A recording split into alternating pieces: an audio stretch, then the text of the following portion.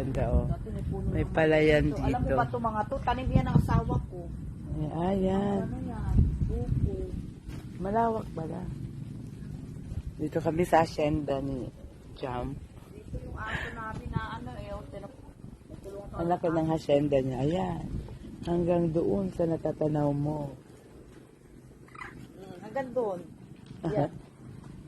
Sa natatanaw mo. Hanggang kaya ng mata mo. Ano Ah. ba nakikita mo na yon? Ah. Hanggang kaya ng mata mo makita. Ah. Yan, hindi yan amin.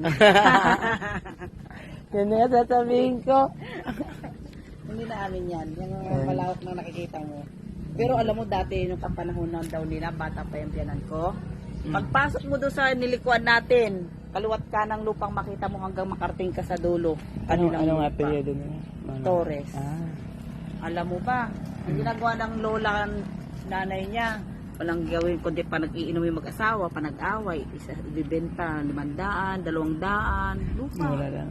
Mura lang noon. O kita mo ngayon, iba-iba na may-ari ilang magkano ng value ng lupa Ang ngayon. mahal na yun. Diba? Ganda dito.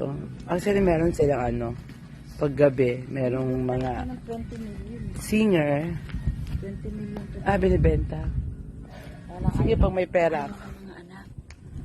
Ayaw naman kasi Sabi ng asawa ko pagdating ng panon, uuwi na raw siya dito. bye-bye.